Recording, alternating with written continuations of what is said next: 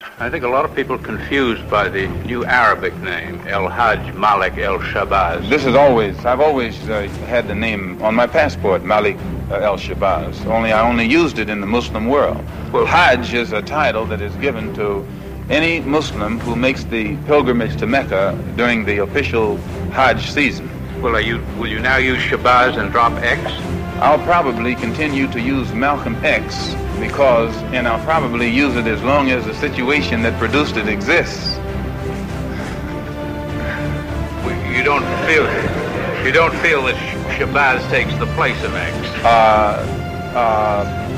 My going to Mecca and going into the Muslim world, into the African world, and being recognized and accepted as a Muslim and as a brother may solve the problem for me personally. But I personally feel that my personal problem is never solved as long as the problem is not solved for all of our people in this country.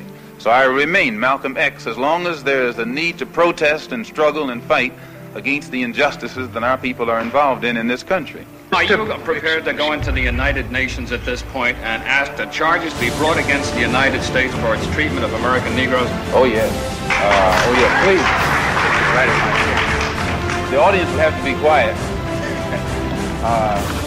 Yes, as I pointed out when I was during my travels, that African nations and Asian nations and Latin American nations look very hypocritical when they stand up in the United Nations condemning the racist practices of South Africa and that which is practiced by Portugal and Angola, and saying nothing in the UN about the racist practices that are manifest every day against Negroes in this society. Even in South Africa, those Africans aren't faced with bayonets and aren't faced with police dogs. I would be not a man.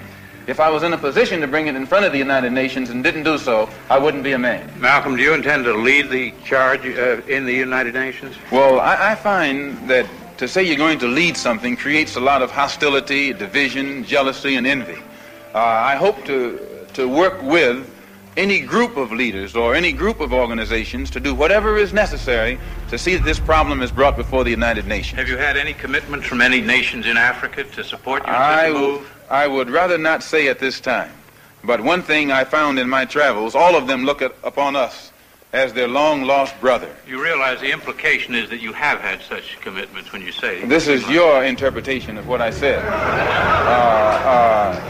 One thing that I found in all of my travels was that all of the Africans, not only Africans, but the Asians and the Muslims, look upon us as their long-lost brothers. And America had actually tricked many of them into a hands-off policy by giving them the impression that she was honestly trying to do something to solve the problem.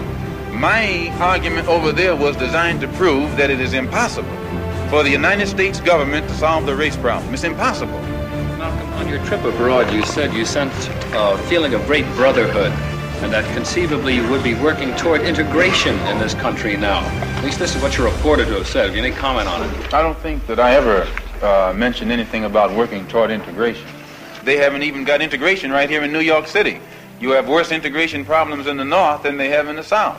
So if it doesn't work if you can't bring about integration in New York City as international, cosmopolitan, up-to-date as it's supposed to be, you will never get integration anywhere else in the country. Are you prepared to work with some of the leaders of the other civil rights organizations? Certainly. We will work with any groups, organizations, or leaders in any way, as long as it's genuinely designed to get results. Does your new beard have any religious significance? No, not particularly, but I do think that you'll find black people in America, as they strive to throw off the shackles of mental colonialism, will also probably reflect an effort to throw off the shackles of cultural colonialism, and they may begin to reflect desires of their own, with standards of their own. Malcolm, some more controversial remarks was a call for black people to get rifles and form rifle clubs sometime back. Do you still favor that for self-defense? I don't see why that should be controversial. I think that if white people found themselves the victim of the same kind of brutality that black people in this country face, and they saw that the government was either unwilling or unable to protect them, that the intelligence on the part of the whites would make them get some rifles and shotguns and protect themselves. Now, Negroes are developing some kind of intellectual maturity too, and they can see that having waited upon the government to protect them has been a wait that has been in vain. So any of them who live in areas where the government is not able to do its job, then we do have to get together and do a job of protecting ourselves.